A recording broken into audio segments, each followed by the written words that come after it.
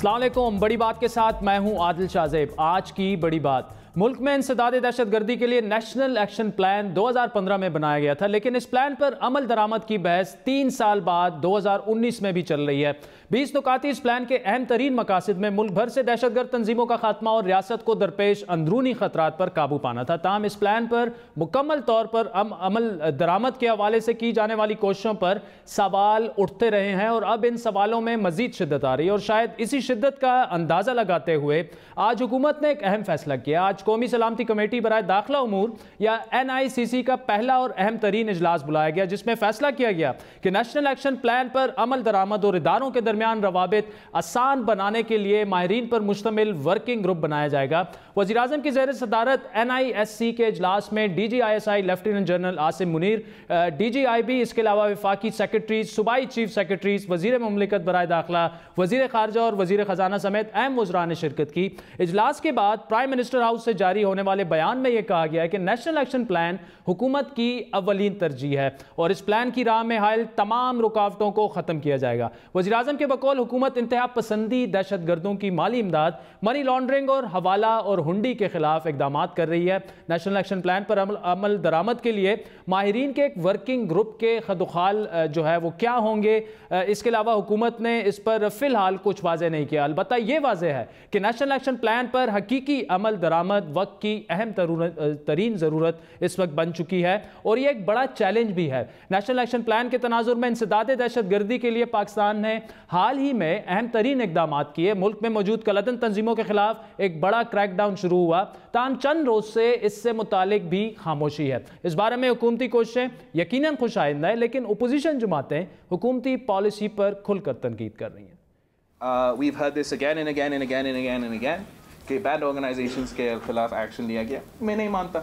आप कहते हो आपने अरेस्ट किया है, मैं कहता हूँ कि नहीं, आपने उनको प्रोटेक्टिव कस्टडी में डाला है। आप कहते हो कि आप उनके बैंक अकाउंट्स फ्रीज किया है, मुझे क्या पता। जो 3 मिनिस्टर्स हैं जिनके ताल्लुक है कलदन तंजीमों के साथ, तब तक कोई नहीं मानेंगे कि आप नेशनल एक्शन प्लान पे अमल कर रहे हो। हम हुकूमत को इस बात की इजाज़त नहीं दे सकते कि वो कलदन तंजीमों की आड़ में दोबारा बैनुल-अक़वामी दबाव पर मुल्क के दीनी मदारस के खिलाफ नेशनल एक्शन प्लान को फ़आल करे। ओपोजिशन के इन एतराज़ात का जवाब वज़ीर इत्तलात फवाद चौधरी ने बड़ी बात में कुछ यूँ दिया था।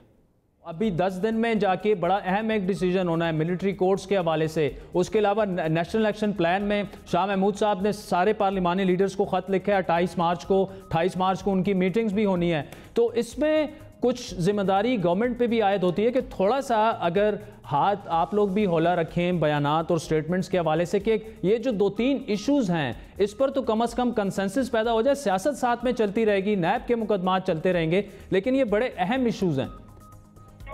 बिल्कुल बड़े अहम इश्यूज हैं और इसके ऊपर 2 दफा उनके वालिद साहब से बात हो चुकी है। आसिफ जरदारी साहब इन टच है, उनको पूरा जो मामला है उनसे बाखबर भी रखा जा रहा है। एक तो बिलावल साहब को ज़ाहिर चाहिए कि अपने पार्टी के अंदर गुफ्तगू करे, खुसूसन जो बिलावल साहब को चाहिए कि अपने वालिद साहब से इन मामलों के ऊपर गाइडेंस लें, क्योंकि उनको चीज़ों का पता है। ओपोजिशन का मौक़िफ़ तो शायद हुकूमत के लिए इतना बायसे फ़िक्र नहीं, लेकिन अब आलमी दुनिया और इदारों की जानिब से भी ख़तरे की घंटियाँ बजना शुरू हो चुकी हैं। इस वक्त भी फाइनेंशियल एक्शन टास्क फोर्स या FATF की ज़ैली तंजीम एशिया पैसिफिक ग्रुप का एक वक्त पाकिस्तान में मौजूद है, जिसने पाकिस्तान की जानिब से कलदन तंजीमों के खिलाफ कार्रवाइयों पर तहफ़्फ़ुज़ात का इज़हार किया है। डॉन अखबार की खबर के मुताबिक वफ़द ने इन तमाम कागजी कार्रवाइयों मसलन कानून साजी, कवायद व ज़वाबित, मालूमात इकट्ठी करना और नोटिफिकेशन पर इत्मीनान का इज़हार किया, जो ज़्यादातर वफाकी हुकूमत ने की। अलबत्ता सूबाई और ज़िली सतह पर उठाए जाने वाले इक़दामात इंतहाई गैर तसल्ली बख्श जो है FATF ने करार दिए, जहाँ ये कलदन तंजीमें असल में मुतारिक हैं। FATF ने तमाम 8 कलदन तंजीमों दाइश, हक्कानी नेटवर्क, अलकायदा, लश्कर तैयबा, जमात-उद-दावा, जैश मोहम्मद और फलाह इंसानियत फाउंडेशन के खिलाफ अमली तौर पर मखसूस और बैनुल अक़वामी तवक्कुआत के मुताबिक कार्रवाइयों के बारे में भी सवालात किए। वफ़द ने हर कलदन तंजीम से मुतालिक मुश्तबा ट्रांजैक्शंस और उनके खिलाफ इक़दामात के बारे में अलग-अलग रिपोर्ट का मुतालबा किया। वफ़द के मुताबिक इन तंजीमों के खिलाफ सूबाई, ज़िली और ग्रॉस रूट लेवल पर सतह पर जो है वो कार्रवाइयाँ अब भी तसल्ली बख्श नहीं है, जहाँ इन तंजीमों के लिए फंड्स इकट्ठे करना, रैलियों और जलसों का इनेकाद जो है वो अब भी मुमकिन है। ये वो एतराज़ात या तहफ़्फ़ुज़ात हैं जिस पर अगर हुकूमत ने संजीदगी से गौर नहीं किया तो खुदा न ख्वास्ता पाकिस्तान FATF की ग्रे लिस्ट से निकलकर ब्लैक लिस्ट में शामिल हो सकता है, और ब्लैक लिस्ट से बचने की कुंजी भी इसी नेशनल एक्शन प्लान में है, जिस पर अब यकीनी और हकीकी तौर पर अमल दरामद करना ही पड़ेगा। क्या ये हो पाएगा और इस प्लान पर अमल दरामद के आगे हाइल रुकावटें हट पाएंगी? बात करेंगे नेशनल एक्शन प्लान पर अमल दरामद के लिए बनाए गए इदारे नेक्टा के साबिक सरबराह एहसान गनी साहब हमें ज्वाइन करेंगे। इसके अलावा US इंस्टीट्यूट ऑफ पीस से वाबस्ता मारूफ तजज़ियाकार मुईद यूसुफ भी हमें थोड़ी देर में ज्वाइन करेंगे, लेकिन पहले बात करेंगे वफाकी वज़ीर ख़ारजा शाह महमूद कुरैशी साहब हमारे साथ मौजूद हैं। शाह साहब, थैंक्स फॉर जॉइनिंग अस। बड़ी अहम मीटिंग हुई आज नेशनल एक्शन प्लान पर। अमल दरामद के लिए एक वर्किंग ग्रुप बनाने का फैसला किया गया, लेकिन ना तो इस ग्रुप का कोई लाए अमल बताया गया, ना पॉलिसी बताई गई, इसमें शामिल कौन होगा, इतने अहम फैसले पर तफसीलात सामने नहीं आई अब तक। ये ग्रुप तो जो है एक जो इंटरनल सिक्योरिटी की एक कोऑर्डिनेशन काउंसिल है, उसमें जितनी कंसर्न महकमे हैं, मिसाल के तौर पे अगर मदरसा की बात होनी है, मदरसा के रिफॉर्म्स की इस्लाहात की बात होनी है, तो वो एजुकेशन से मुतल्लिका है, तो ऑब्वियसली एजुकेशन मिनिस्टर जो है उसको ओवरसी करेंगे। अगर फैटफ पे बात होनी है तो फैटफ पे मिनिस्टर जो लीड है वो फाइनेंस मिनिस्टर की होगी। जो बैरूनी मामलात हैं, अगर सिक्योरिटी काउंसिल के मामलात हैं, सैंक्शंस कमेटी के मामलात हैं, ऑब्वियसली वो फॉरेन ऑफिस से मुतल्लिका है, फॉरेन ऑफिस की उसकी लीड होगी। जो इंटीरियर से मुतल्लिका चीज़ें हैं, जो मुख्तलिफ ऑर्गेनाइजेशन से डील करना है, प्रोस्क्राइब्ड ऑर्गेनाइजेशन से डील करना है, उसको मिनिस्ट्री ऑफ इंटीरियर डील करेगी। फिर उनकी कोऑर्डिनेशन है, सूबों के साथ कोऑर्डिनेशन है, वो वहाँ की जो होम डिपार्टमेंट्स हैं, होम सेक्रेटरीज हैं, चीफ सेक्रेटरीज हैं, IGs हैं, उनके साथ कोऑर्डिनेशन होनी है। तो ये एक कंसर्टेड एफर्ट है कि हमने क्या इक़दाम लेने हैं। वज़ीर आज़म ने ये जिम्मेदारियां सबको बांटी हैं और सबकी जिम्मेदारियां दी हैं कि ये बहुत बड़ा चैलेंज है। मनी लॉन्ड्रिंग है, टेरर फाइनेंसिंग है, मिलिटेंट ऑर्गेनाइजेशंस हैं, उनको किस तरह हैंडल करना है, और एक पैराडाइम शिफ्ट है जो गवर्नमेंट ने मशावरत के बाद पाकिस्तान के मफादात को सामने रखते हुए लिया है। अपोजिशन पार्टीज के साथ जो मशावरत है उसकी जिम्मेदारी उन्होंने मुझे फिर कहा है कि एक मरतबा फिर मैं अपोजिशन की जमातों से रुजू करूं, उनसे दरख्वास्त करूं कि अपने फैसले पर नजरसानी करें, सियासत से बालातर होकर मुल्क की मफाद को सामने रखते हुए आए, बैठे, अपनी आरा से मुस्तफीद करें। नेशनल एक्शन प्लान पर वो पहले राय दे चुके हैं, कौमी तफाक राय उस पर मौजूद है। उसको अमली जामा पहनाने के लिए अगर उनके पास कोई ठोस तजावीज़ है, जैसे बिलावल भुट्टो ज़रदारी साहब कहते नहीं हैं कि हमें ये करना चाहिए, जो वो कहना चाहते हैं वो आए, बैठे, बताएं क्या करना चाहिए, मुल्क की ज़रूरियात क्या है, और जो हमारे पाकिस्तान की ज़रूरियात हैं उनको सामने रखते हुए हम उनका इनपुट लेना। अच्छा शाह साहब, बड़ी अहम बात आपने की, ये बड़ा चैलेंजिंग भी है, बड़ा अहम मसला भी है, लेकिन ओपोजिशन को ऑन बोर्ड लिए बगैर इस पर आगे चलना बड़ा मुश्किल होगा, बल्कि नामुमकिन होगा। लेकिन बयानात देकर सियासी दर्जा हरारत बढ़ाया जाए तो इत्तेफाक राय फिर कैसे मुमकिन होगा? 28 को आज आपने सारे पार्लिमानी सरबराहान को ख़त लिखकर बुलाया था, लेकिन पीपल्स पार्टी भी बैकआउट कर गई, मुस्लिम लीग नून भी बैकआउट कर गई, और उसकी वजह यही सियासी दर्जा हरारत है। आज भी वो ये कहते हैं कि इस अहम और ख़ास मामले पर वज़ीर आज़म साहब को खुद लीड लेनी चाहिए थी, जिस तरह पीपल्स पार्टी के दौर में हुआ या मुस्लिम लीग नून के दौर में हुआ। देखिए, मुस्लिम लीग नून और पीपल्स पार्टी के दौर में कुछ हुआ होता तो आज ये नौबत ना आई होती। बदकिस्मती से कुछ नहीं हुआ, एक इत्तेफाक राय पैदा किया गया और हमने अपनी सियासी पोलराइजेशन नब्त नहीं थी, आपके सामने है, धरना हो रहा था, एहतजाज हो रहा था। जब पेशावर का सानिया हुआ, हमने सब कुछ तर्क करके वज़ीर आज़म नवाज शरीफ की दावत पर चले गए और बैठे, उनसे बात की, और जो मुख्तलिफ अपना जो रेजोल्यूशन था जो उसकी बनने थी वो क्या उस पे वज़ीर आज़म से नहीं, वो तो निचले लेवल पे सारी निगोसिएशन हुई थी, मुझे याद है। मेरी गुजारिश ये है, हमने ये करना है, मुल्क के मफाद में करना है। बेहतर और खूबसूरती इसी में है कि ऑपोजिशन भी इसमें हो, जब वो कह रहे हैं कि हम अपना इनपुट देना चाहते हैं तो बिस्मिल्लाह दें। वो कह रहे हैं कि हमने फॉरेन ऑफिस नहीं आना, हमने कहा कोई नहीं, हमारी कोई जिद नहीं है, आप पार्लियामान में आ जाए, वो तो मुश्तरका जगह है। आप कहते हैं लीडर ऑफ द अपोजिशन के चेंबर में मैं आने को तैयार हूँ, हमें कोई इसमें ना आना है ना कोई झगड़ा है मुल्क के मफाद में। अगर उसके बावजूद, हमारी दरखास्तों के बावजूद अगर नहीं आते तो फिर हम वो करेंगे जो हमें मुल्क के मफाद में दिखाई देता। अच्छा शाह साहब, आपने FATF की बात की, उनका वफ्द यहाँ पर मौजूद है। पाकिस्तान ने जो भरपूर इकदाम किए, खुसूसन पुलवामा अटैक के बाद हमने 3-4 हफ्ते जो है वो ऑपरेशन किए गए, उनके दफातर बैंड आउटफिट्स के वो बंद किए गए, छापे मारे गए, लेकिन FATF अभी भी मुतमईन नहीं। हुकूमत और अपोजिशन को दोनों को इस पर फिक्रमंद होना चाहिए। वजह क्या है कि हमारे इकदाम के बावजूद FATF मुतमईन नहीं हो पा रही? देखिए, अफसोस की बात यह है कि आप माजी को भूल जाते हैं। माजी में ये पहली मर्तबा नहीं है कि पाकिस्तान ग्रे लिस्ट में गया हो या ब्लैक लिस्ट में गया ना हो, ये पहले भी होता रहा है। बदकिस्मती से लोगों से बात करके उसको मंतकी अंजाम तक चीज को नहीं पहुंचाया गया। इत्तफाक़ राय नेशनल एक्शन प्लान में होता है दिसंबर 2014 में, आज है 19।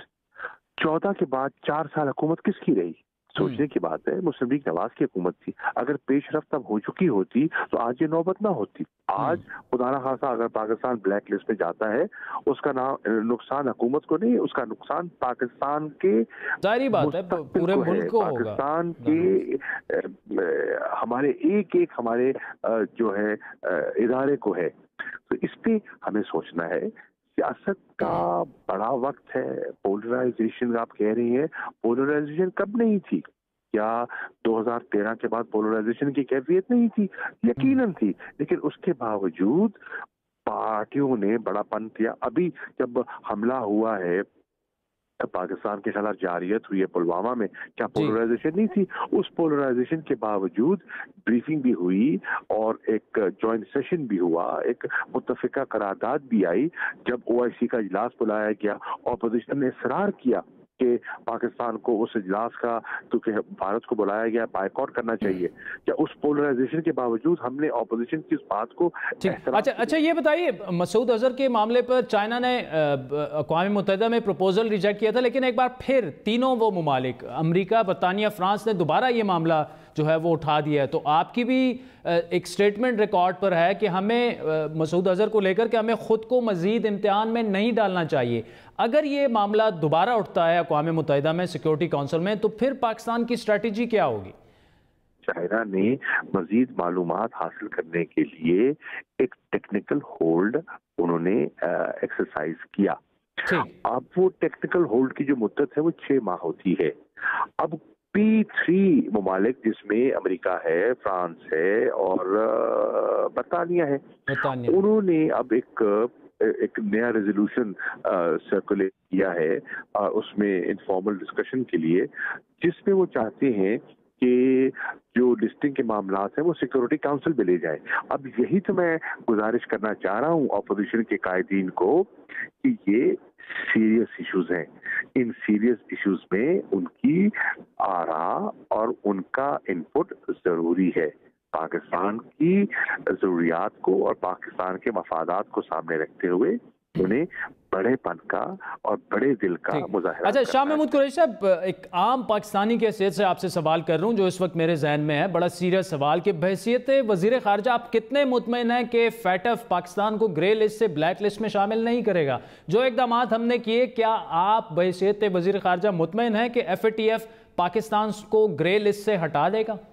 ये जो डिसीजन होते हैं ना, इनमें एक सियासी अंसर भी होता है, पॉलिटिकल कंसिडरेशंस भी होती हैं। अब मेरे इल्म में नहीं है कि क्या क्या पॉलिटिकल कंसिडरेशंस हैं उन कुव्वतों की जो पाकिस्तान को एक दबाव में रखना चाहती हैं या दबाव में लाना चाहती हैं। बाहर नौ हमारी कोशिश होगी अपने इक़दाम के जरिए और अपने मुल्क के लिए हम वो कदम उठाएं जिससे पाकिस्तान को ग्रे लिस्ट से इससे हम छुटकारा हासिल करें। सवाल यह है कि ग्रे लिस्ट में पाकिस्तान कब गया? तहरीक इंसाफ के जमाने में गया? नहीं, یہ گرے لسٹ میں پاکستان گیا تب مسلم لیگ نواز کی حکومت تھی. لیکن میں ان کو انگلیاں اٹھانے سے مقصد حل تو نہیں ہوگا. مقصد تو حل ہوگا جب پاکستان گرے لسٹ سے باہر آئے گا. اور اگر ہم ایک دوسرے سے ایسے روٹ کے بیٹھے رہے تو خدا نہ خواستہ اگر پاکستان بلیک لسٹ میں چلا جاتا ہے اس کا ذمہ دار کون ہوگا؟ اگر آپ کہیں حکومت نہیں، حکومت تنہا نہیں ہوگی، یہ ذمہ داری سب کی ہے اور سب کو اپنی ذمہ داری نبھانی ہے. شاہ صاحب آپ فیٹف میں موجود انڈین لابی کی شاید بات کر رہے ہیں، اس طرف آپ اشارہ کر رہے ہیں، اور وجہ کیا ہے کہ کالعدم تنظیموں کے خلاف اقدامات کے باوجود اس بات کا خطرہ ہے کہ پاکستان کو بلیک لسٹ کر دیا جائے گا لابیز کی وجہ سے؟ کوئی شک و شبہ تو ہے نہیں. انڈیا تو واضح طور پر کہہ چکا ہے کہ ان کی منصوبہ بندی ہے کہ پاکستان کو گرے لسٹ میں دھکیلا جائے. ان کی سٹیٹڈ پالیسی ہے، ان کی سٹیٹڈ پالیسی ہے کہ پاکستان کو طور پر تنہا کیا جائے. یہ تو اللہ کا کرم ہے تو ان کو ناکامی در ناکامی ہو رہی ہے. ان کی سٹیٹڈ پالیسی کے باوجود ابھی یورپین یونین کی وزیر خارجہ ہو کے گئی ہیں اور ایک نیا اسٹریٹجک انگیجمنٹ پلان ہم نے یورپین یونین جس میں 28 ممالک شامل ہیں یورپ کے، ان کے ساتھ ہم نے سائن کیا ہے. لکسمبرگ کے فارن منسٹر ہو کے گئے ہیں. OIC میں ہمیں کامیابی حاصل ہوئی ہے. استنبول میں اسلاموفوبیا پہ ہم نے مسئلے کو نمایاں طور پر اٹھایا ہے. ہندوستان بھارت تو اپنی کوشش پہ لگا ہوا ہے. یہ ہمیں سوچنا چاہیے نا، اور یہ ہمارے اپوزیشن کے قائدین کو بھی اس چیز کو سوچنا چاہیے. وزیر خارجہ شاہ محمود قریشی صاحب، thank you so much for joining us. ناظرین، وقت ہوا چاہتا ہے ایک بریک کا، جس کے بعد اسی ٹاپک کو ہم جاری رکھیں گے. ہمارے ساتھ رہیے.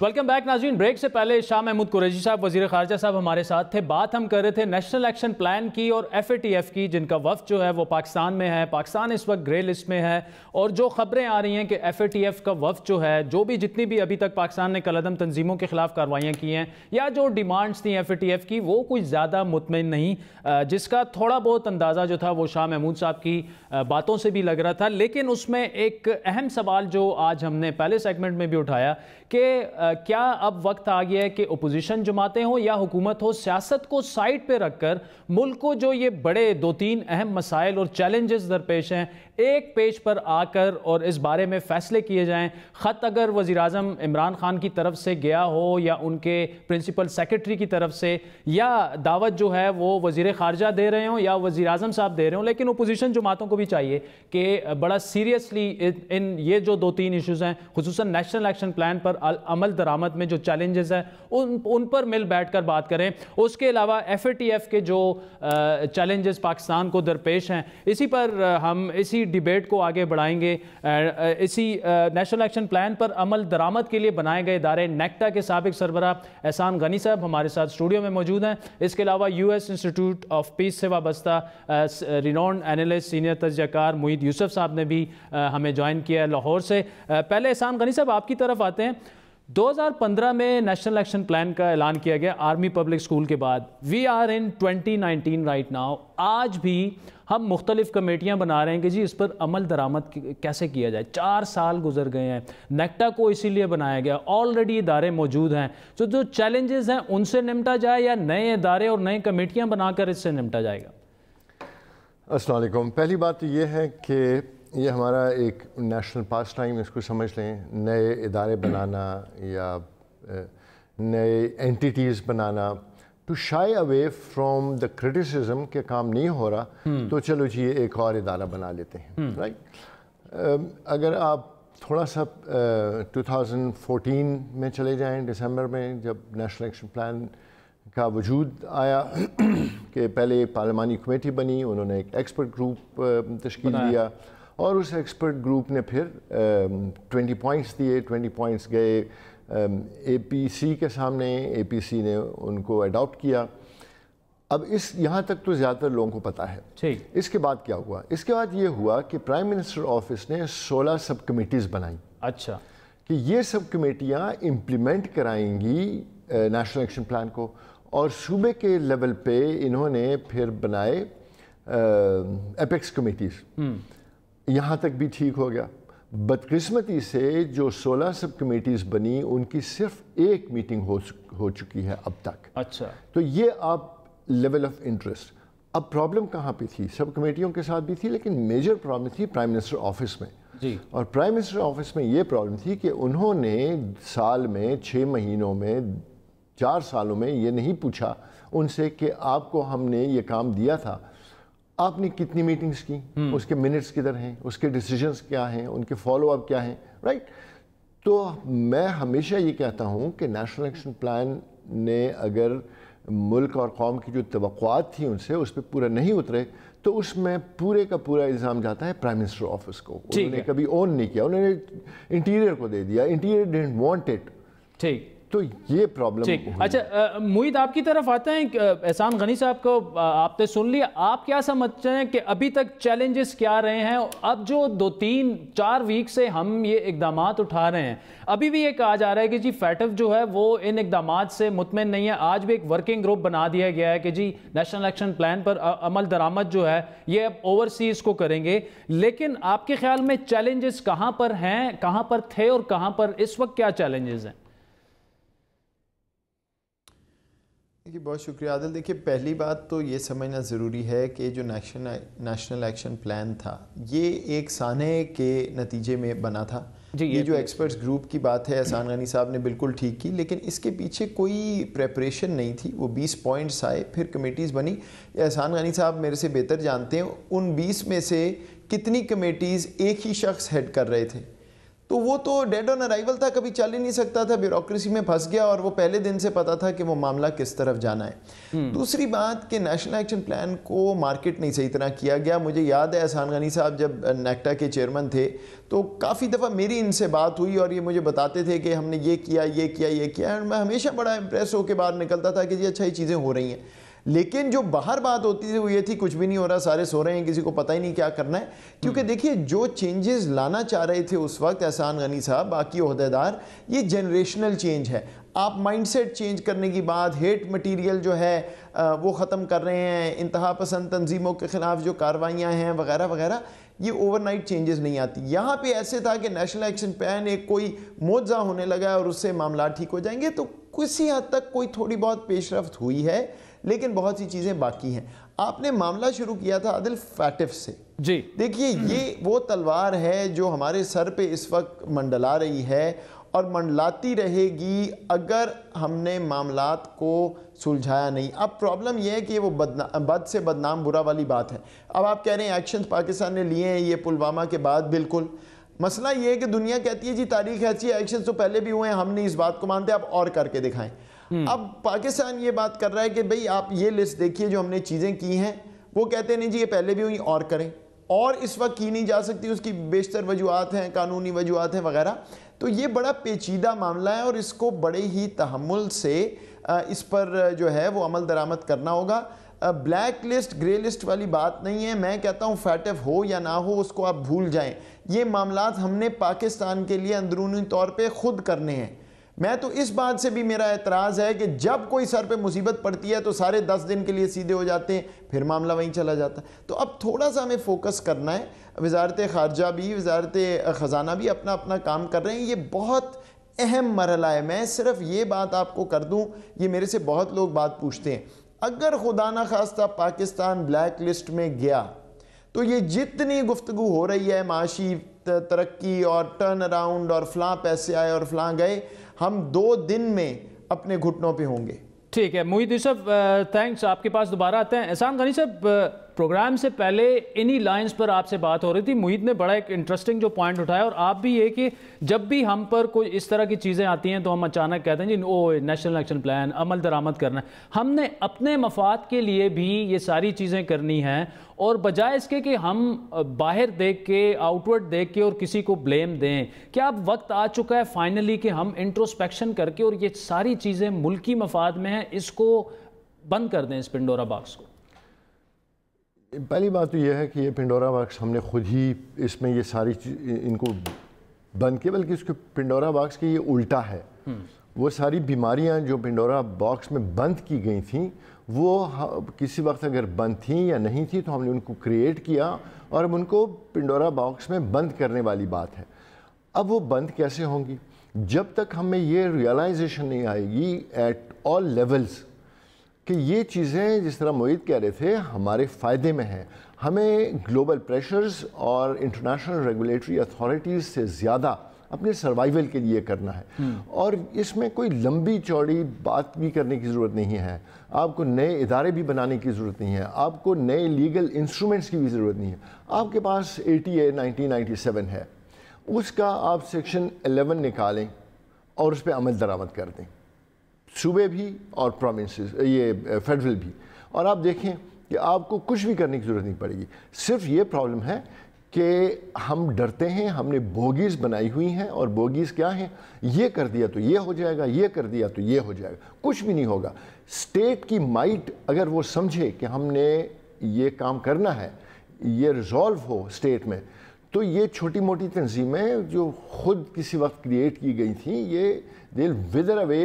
ابھی آپ نے تجربہ کر لیا نا, آپ نے تحریک البیک جو تھی, اتنا بڑا اس کو آؤٹ آف کنٹرول ایک مانسٹر سمجھا گیا کہ اس کے خلاف اگر کچھ ہوا تو پتہ نہیں کون سی قیامت ہو جائے گی. وہ سب کے سبب اندر ہیں, کسی نے کوئی کیا ہے. اسی طرح جیش کے خلاف ایکشن ہوا ہے, کچھ ہوا ہے.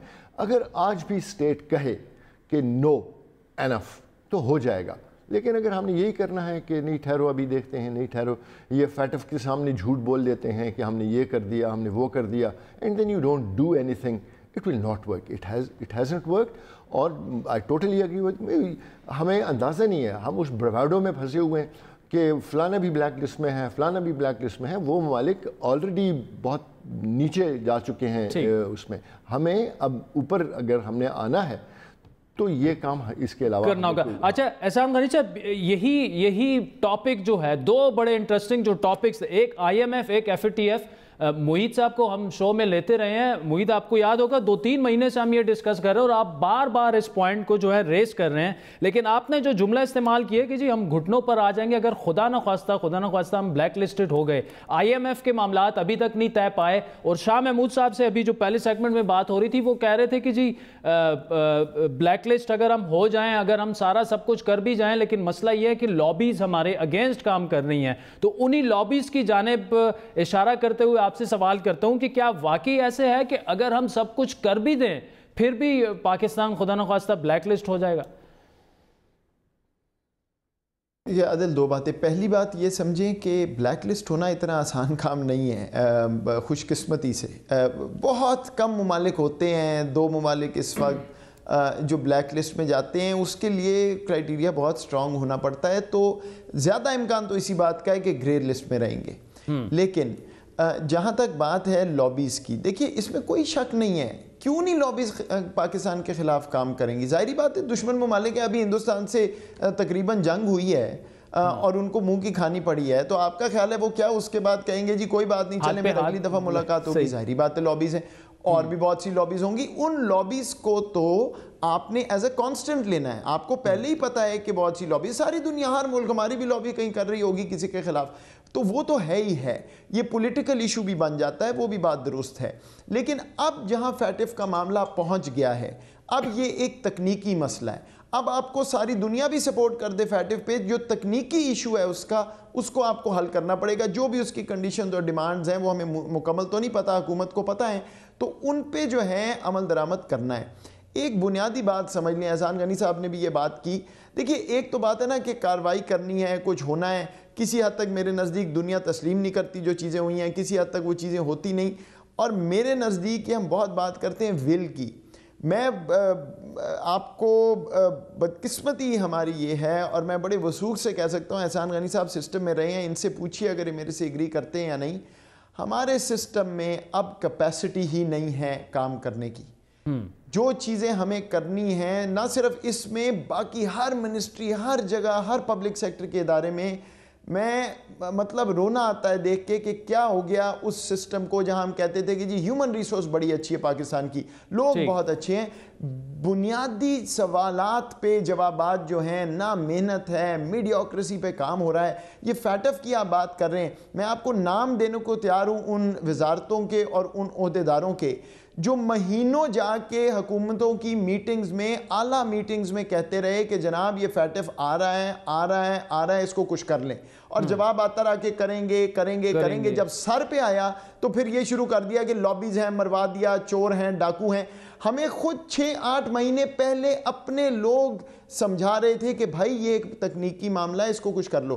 ہمارے کون سا دفتر ہے اس حکومت میں، مجھے یہ بتائیں، اس ریاست میں جو اسٹریٹجک تھنکنگ کرتا ہے، جو ان چیزوں پہ سال 2 سال 6 سال پہلے سوچنا شروع کرتا ہے اور پھر کہتا ہے بھئی یہ چیزیں آ رہی ہیں اس کو کر لیں؟ کوئی نہیں. یہاں فائر فائٹنگ پہ معاملہ چل رہا ہے. دنیا کا 5واں 6واں بڑا ملک اب فائر فائٹنگ پہ نہیں چل سکتا. ٹھیک ہے. احسان غنی صاحب آپ سے آخری کمنٹ لیں گے. محیط نے جس طرح کہا کہ جی کیپیسٹی کا ایشو ہے، لیکن what's the way forward؟ اگر بریفلی آپ بتا دیں کہ یہ تو ہم نے کرٹیسائز بھی کر لیا، گورنمنٹ کو بھی سب کچھ ہو گیا، وے فارورڈ کیا ہے؟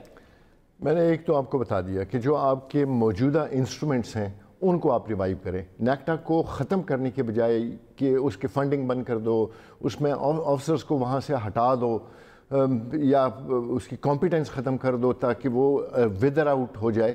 Please don't do that. اس کو ریوائیو کریں، اس میں بہت کیپیسٹی ہے، اس کے آپ فنکشنز دیکھیں، اس سے آپ کام لیں. اس کے علاوہ میں نے جس طرح آپ کو کہا کہ ATA کو آپ امپلیمنٹ کرائیں، آپ ATA کی پروویژنز کو امپلیمنٹ کرائیں گے، you will see the difference in these. ٹھیک، بہت کیپیسٹی ہے سسٹم میں ابھی بھی. ٹھیک. احسان غنی صاحب، Moeed Yusuf, thank you so much for joining us. ناظرین، وقت ہوا چاہتا ہے ایک بریک کا. پہلے سیگمنٹ میں ہم نے حکومت سے وزیر خارجہ صاحب ہمارے ساتھ موجود تھے، دوسرے سیگمنٹ میں سینئر تجزیہ کار اسی ٹاپک پر ہم نے بات کی. بریک کے بعد بات کریں گے رانا ثناء اللہ صاحب سے کہ جی اپوزیشن جو ہے وہ کیوں ایسے رویے کا مظاہرہ نہیں کر رہی، جس سے پتہ لگے کہ وہ بھی سیریس ہے ملکی معاملات میں. ہمارے ساتھ رہیے گا.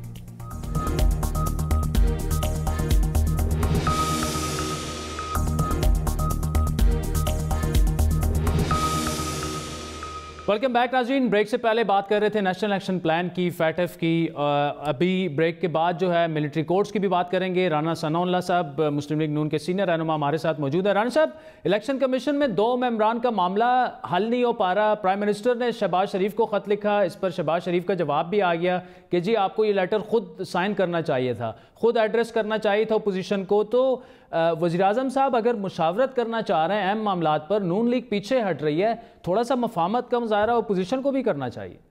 دیکھیں، مفاہمت کا مظاہرہ جو ہے وہ بالکل اپوزیشن کر رہی ہے اور مفاہمت کا مظاہرہ ہونا چاہیے، لیکن جہاں پہ کچھ آئینی تقاضے ہوں تو ان کو تو آپ جو ہے وہ ایک طرف نہیں کر سکتے.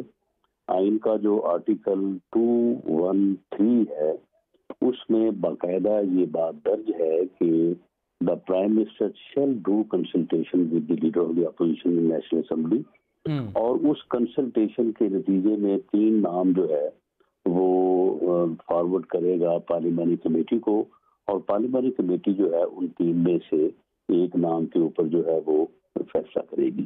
اور کنسلٹیشن جو ہے وہ سپریم کورٹ کی ججمنٹس میں اس کے متعلق بڑی وضاحت سے اس کو لکھا گیا. اچھا رانا صاحب، وزیر خارجہ صاحب نے آج ہی ابھی بڑی بات میں یہ کہا کہ جی ان کو ٹاسک دیا گیا کہ وہ پیپلز پارٹی سے بھی رابطہ کریں، آپ سے بھی رابطہ کریں. کوئی رابطہ ہوا ابھی تک؟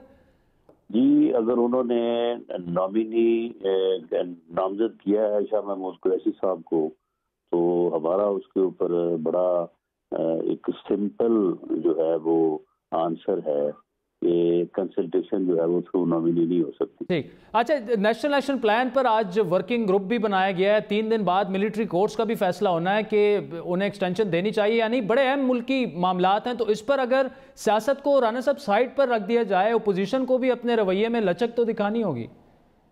دیکھیں، بات یہ ہے کہ ہمیں اس میں بالکل کسی بھی اپنی آئینی رسپانسبلٹی کو پورا کرنے اور آئینی تقاضوں کو جو ہے وہ ملحوظ خاطر رکھنے، اور جو چیزیں اس ملک کے لیے، ریاست کے لیے ضروری ہے ان کو کرنے میں کوئی حرام نہیں ہے.